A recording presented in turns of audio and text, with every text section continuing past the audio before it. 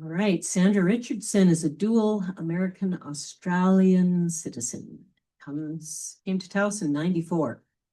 In 2021, 5 years ago, she published Splinters, A Modern Mythic Journey.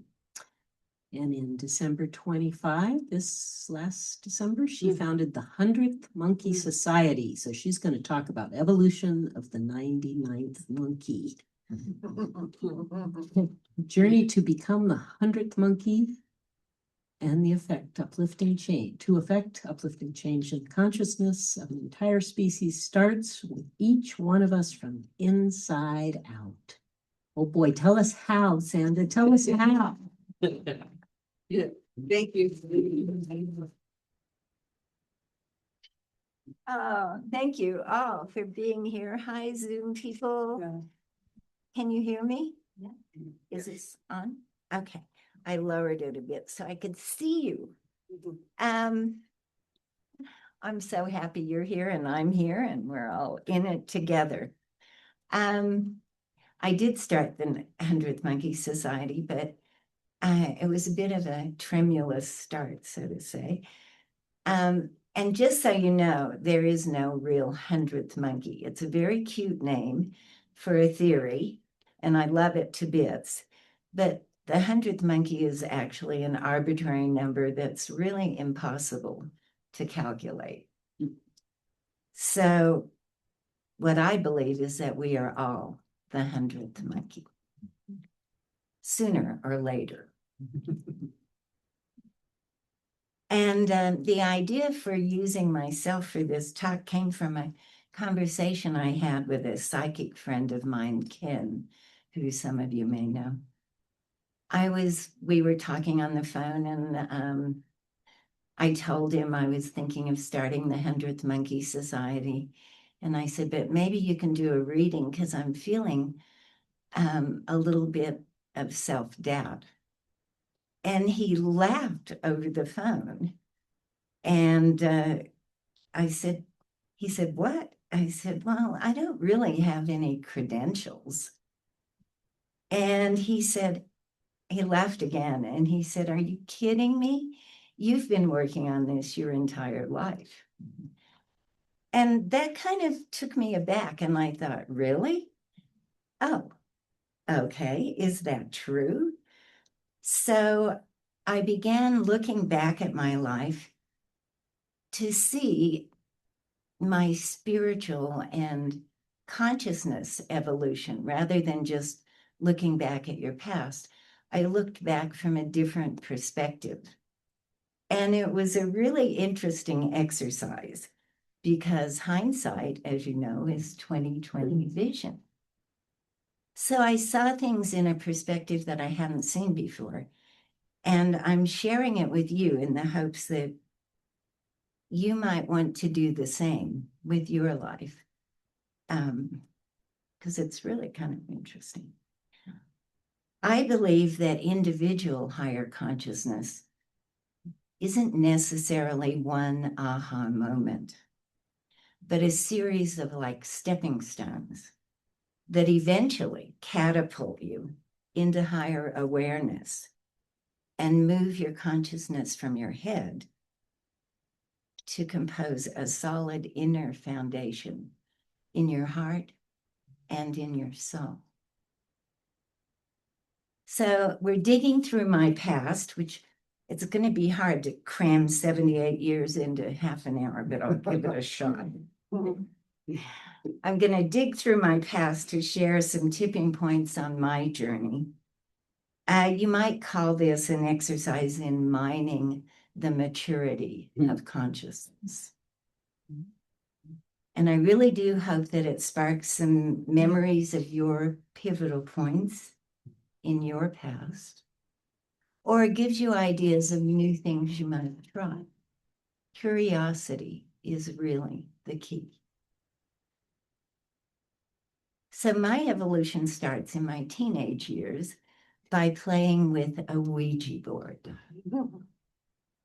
Any of you know what a Ouija board is? Yes. Well, I had heard that it would give you access to unseen energy and maybe portals, the ability to tap into portals of other dimensions. So I was really curious, and it did work. And it started me on this journey of curiosity about the other realms and consciousness and communication. So after my teenage years, I went to college, and a lot of you have heard about my LSD head trip.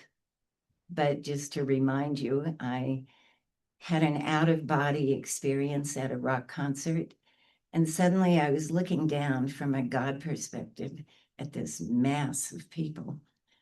And I said in my mind, what's it all about? And the answer I got was, I saw my hand reach out and touch someone. And I've never forgotten this message.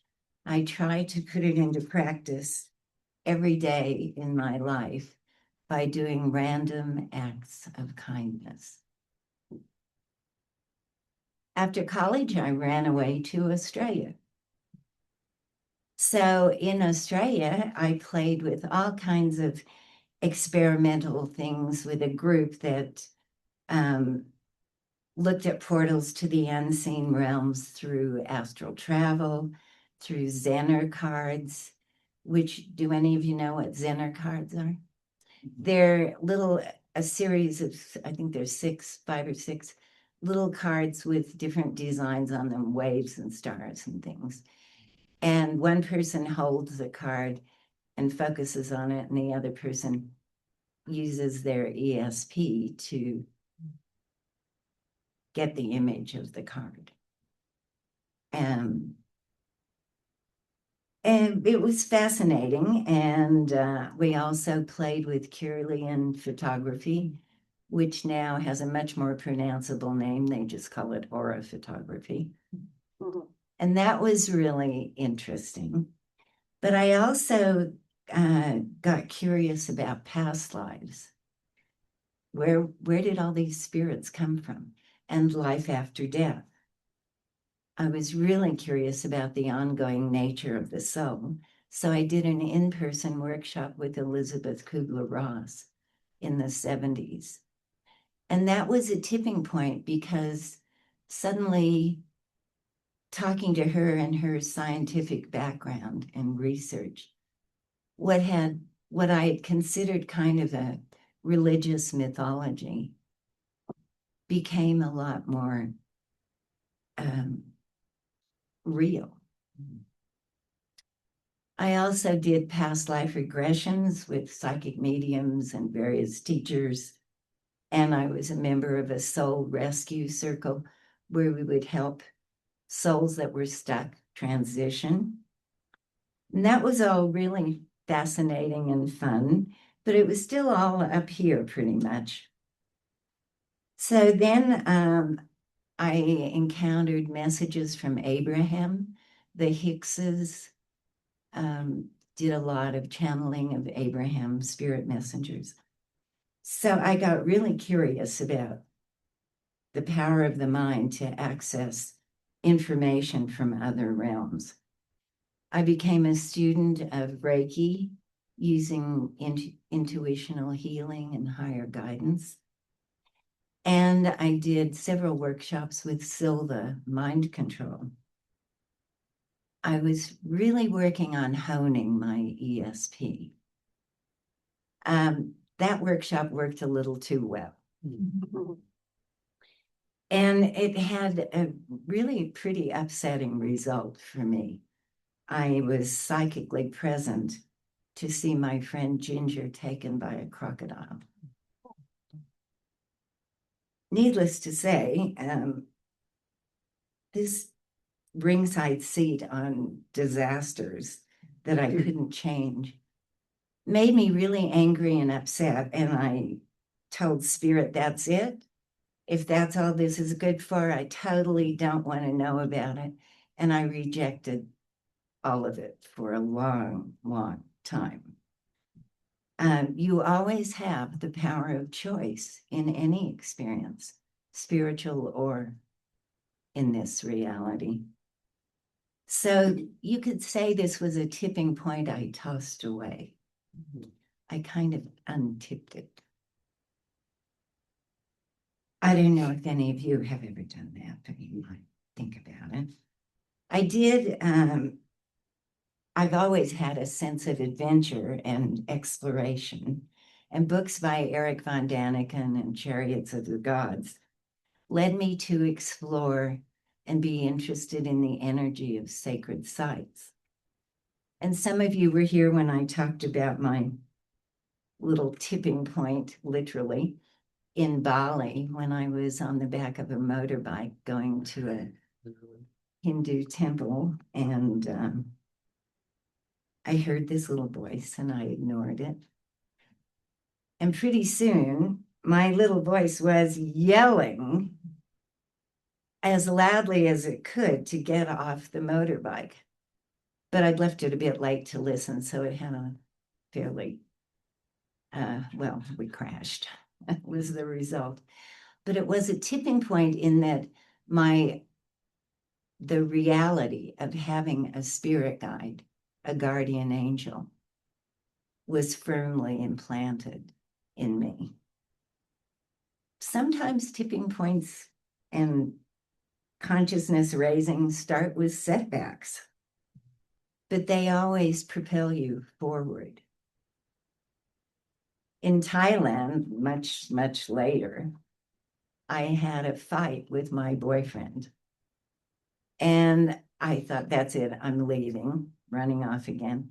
And I spun around and stormed off and almost ran straight into the window of a travel agency. And there was a big poster in this window that said, daily flights to Cambodia, no visa necessary. So I thought, okay. And the next day, I found myself on the causeway entrance to the amazing, amazing temple complex of Angkor Wat. And I had a moment where I just was overwhelmed because I had made a promise to myself as a child, watching Tarzan movies on TV. I had seen Angkor Wat in one of those movies. And when I found out it was a real place and not just a TV set, I vowed, and I must have been 8 or 9, that I was going to go there one day. So this for me was a magical moment of manifestation. And I was so emotional about it, my dream coming true. And my inner child was like dancing. I burst into tears and I just couldn't move. And what I found then was that the universe will give you signs that you're on the right path. And the sign for me in this case was there was a monk in saffron robes surrounded by an entourage of his nuns in white robes coming towards me. They saw me crying and they encircled me and blessed me. It was, thank you, yes, it was really an incredible heart moment and an amazing sign of confirmation that I was in absolutely the right place at the right time. So, it's taught me a lot also about how manifestation works.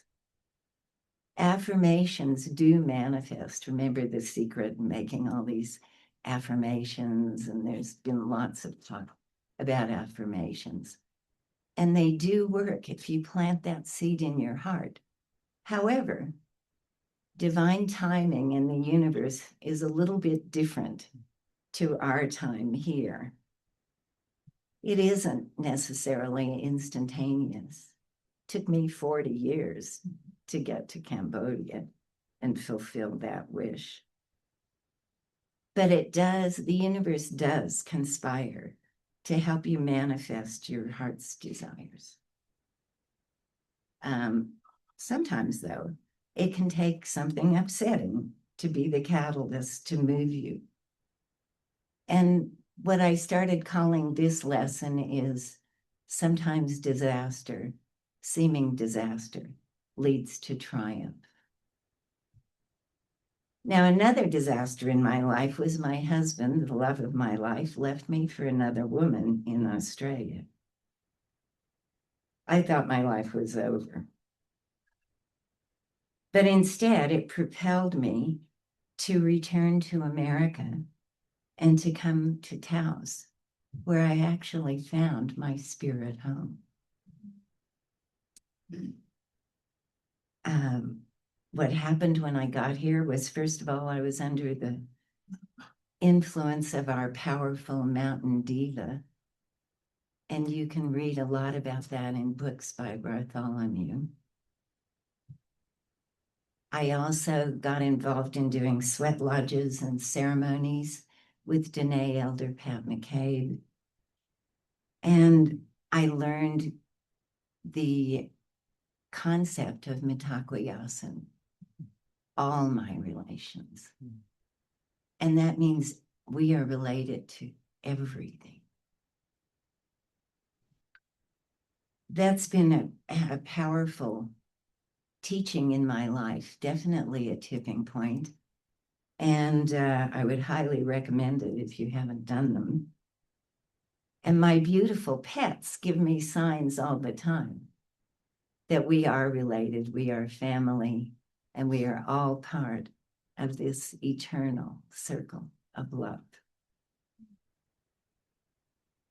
So Pat also taught me the importance of ceremony in your life.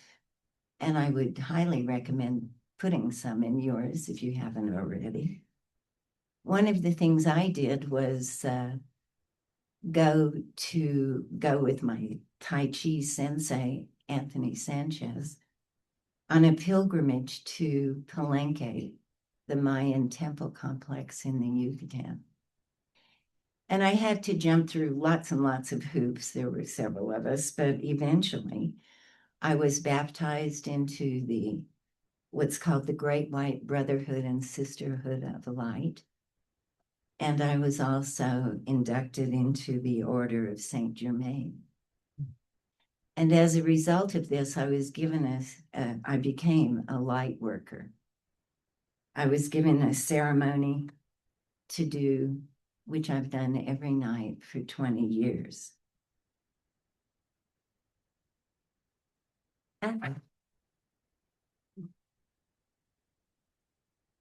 So back in Taos, I furthered my curiosity and exploration. I really was interested in intuitive tools that you could use to get messages from spirit. So I played with oracle cards. My friend gave me grandfather stones with fetishes on them of spirit animals. I looked for signs. I did all sorts of things. I also explored using crystal energies to help me. And I became a writer. I went to a writing group here for 20 years. And I started incorporating everything I discovered into a book. In sweat lodges, I had felt a connection between the rituals and beliefs of the natives here and my own ancient Celtic ancestors. And this fascinated me, and I wanted to put it into the book. So I went to Ireland, to Newgrange and the entrance to the Celtic otherworld, which is actually a physical place called the Cave of the Cats. And you can read my book for details of the tipping points there, which included, for one thing, coming face to face with a celestial stone I had carved in a past life as a druid star map maker.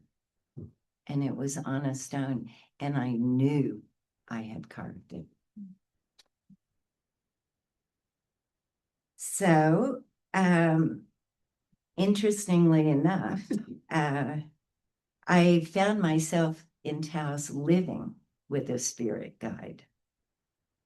I share my house with the ghost of a Native American shaman. And he was so helpful in my book that I gave him a credit as my ghostwriter. We need to laugh more. Yeah, he thought it was funny too. So I have always continued my love of travel, and a book by Eric von Daniken, several books actually, talk about sacred sites all over the world, and he's got TV shows that do it now. And they had just discovered Göbekli Tepe in Turkey, which is the oldest, but the newest, the most recently discovered archaeological site. And I thought, oh, I have to go there. Once again, a promise. So I did. I went to Turkey to see Göbekli Tepe, but I had a really astonishing thing happen there that was totally unexpected. My tour guide in Istanbul, whose name is Ezra, and I love her, was interested in Reiki. And I said, oh, I studied Reiki 2 years ago. Also years ago, not 2 years ago. And she insisted that I do a Reiki treatment on her. And I kept saying, no, no, no, I'm too out of practice, blah, blah, blah. Well, she would not be deterred. So I thought, okay, I don't know what to do. I'm in this situation I can't get out of. So I turned to higher guidance and I just said, I need help. I really, really need your help. And I got it. And the treatment worked incredibly. It came through my intuition that I had shut down all those years ago, suddenly just bounced back. And it was amazing. And what happened as a result of that was she went home and told her Reiki master about it, and her friend Ibrahim, who was also in the group. So the next day, she arranged for them to meet me, and then they wanted treatments from me. And I thought, oh, God, I'm treating a Reiki master. No, no, no. Once again, out of desperation, I pleaded. It's a good way to get your spirit guide's attention, desperation. I pleaded for help, and what happened was astonishing. What the treatments were really, really powerful and useful for them. But what also came through, totally unexpectedly, was I saw past lives. With Ibrahim, he and I were lovers in a Celtic past life. Try telling that to a Muslim man. And he was okay with it, which was great. And I also had past lives with Ezra and her Reiki master Serpil as Egyptian priestesses, and another past life with Ezra, a Celtic past life where we both have the same etheric tattoos on our arms. So what happened when I went to see a sacred site was I actually found out a sacred, I met my soul family, members of my soul family. It was, so the universe manifests what you want, but it also gives you delightful surprises.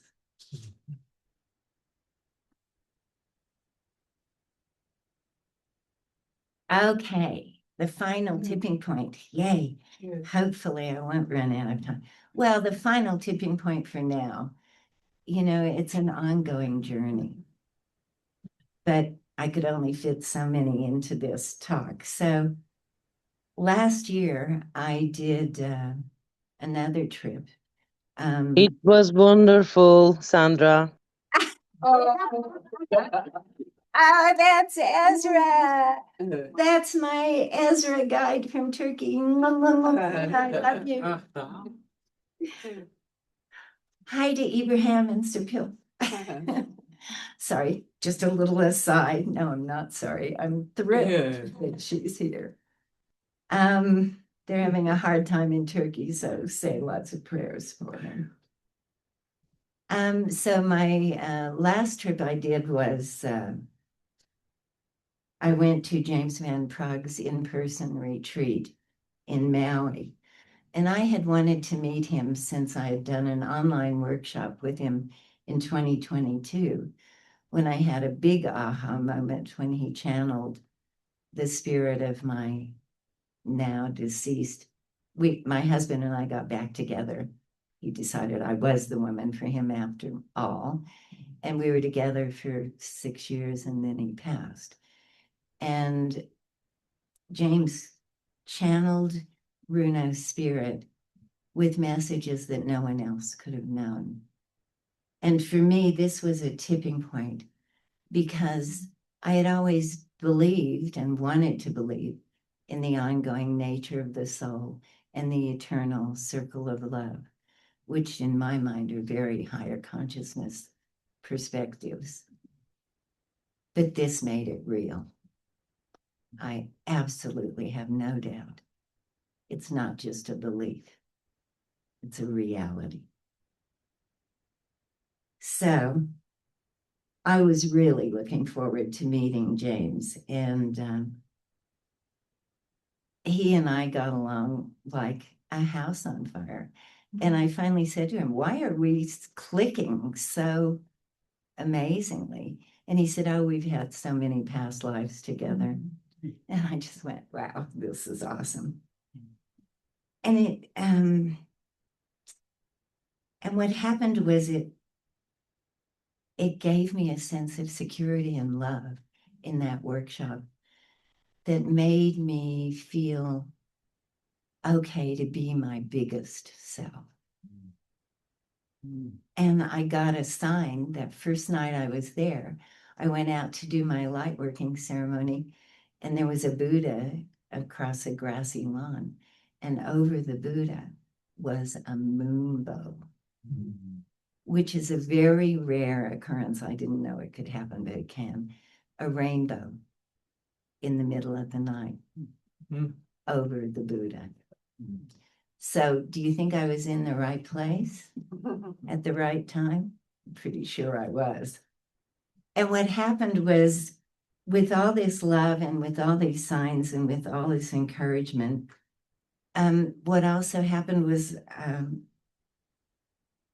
my intuition started to reemerge in a safe and useful way. And by the second day of the workshop, people were coming up to me and asking me for advice. I was seeing their past lives just instantly, and getting intuitive messages constantly from spirit. And I was being told, and repeatedly by James and the other wonderful, loving people there, some of them are now my dear friends, that they kept saying to me, you are such a light. And this is when I finally integrated all the stepping stones in my life, all the things I had learned. They became a solid foundation in my heart and my soul. And now I feel like they're the essence of my being. And that's what I consider the tipping point from being the 99th monkey to the 100th, because you embody the higher consciousness. So it also means you have responsibilities. Now I have a very clear awareness that shining my light helps others shine theirs.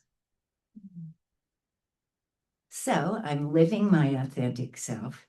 but my focus has changed from material pursuits to spiritual ones. And I love being a guide to share what I know in service to others.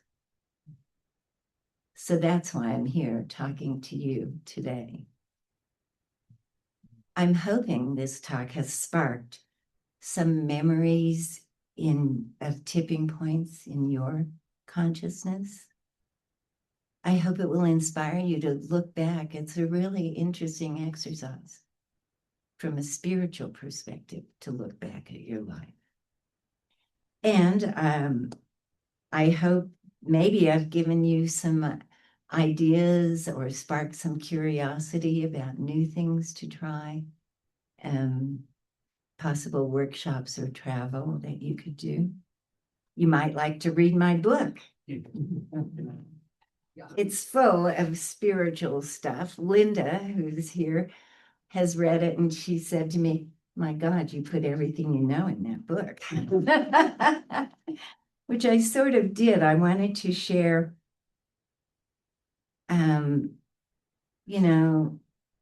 lots of the spiritual information I've gleaned about crystals and animal totems and past lives and spirit messengers and parallel dimensions. And I also wanted to put in little life lessons about the power of forgiveness and unconditional love. So the overarching theme of my book is actually choose love, not fear. And my book actually had a slightly prophetic ending, much to my surprise, looking back. It finishes with a message from my main character to the reader. And she says, "You have been with me on my journey to save love in both worlds, this world and the Celtic otherworld. Now it's your turn to save love in the world. Now you are the 100th monkey."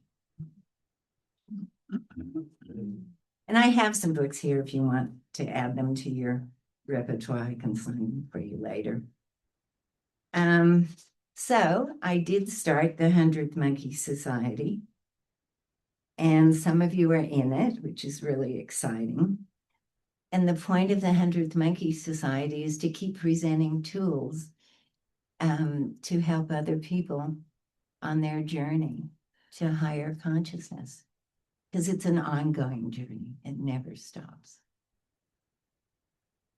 So next time, I have them written to include in this talk, and obviously there's no time, but I do have some tips that I will share next time, some how-tos on practicing and nurturing and creating ongoing experiences to feed your higher consciousness and keep it high, which in this world can be really a challenge. So I'd just like you to remember, I believe I am the 100th monkey, and so are you. Each and every one of you is the 100th monkey.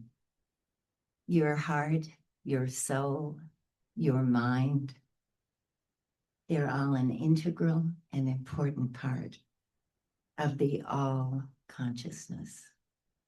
The all, that is, it includes everything.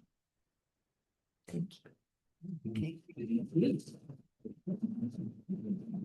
very much, Sandra. And if we have, I don't think we have time for questions, do we, Jenny?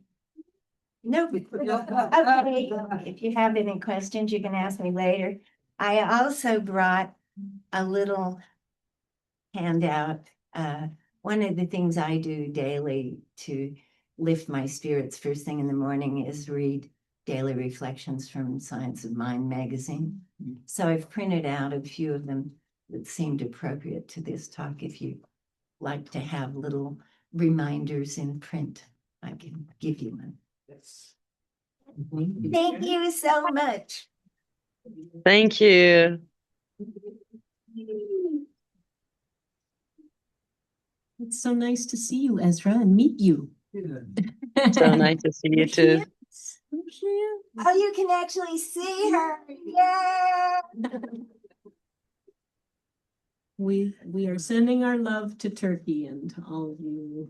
Lots of unconditional, limitless love from Turkey to you too. Thank you. Oh, I don't really- know if you heard that. Unconditional, limitless love to you too, from Turkey. Yeah, we're all connected in this, not Yeah. just in Yeah. Zoom. We're really connected. It's real. And this week is the equinox. It's the actual real beginning of spring.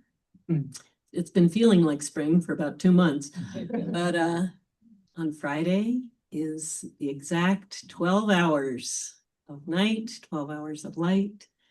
It's a really powerful time, which really lasts this whole week from now until a week after. There's just, you can feel that sense of groundedness with the earth, that things are balanced. It was also my mom's birthday, the 20th. And she was a Pisces, so she was very balanced. And I just always feel this deep sense of connectedness and love, like you were talking about, with the spirit world, and grounded into the earth in a very tangible, solid way, you know, not in the woo-woo, whatever way, but, and I feel like that's really what this is about here, that we're all doing very tangible in the world things to help each other, to encourage each other, to really hold each other up.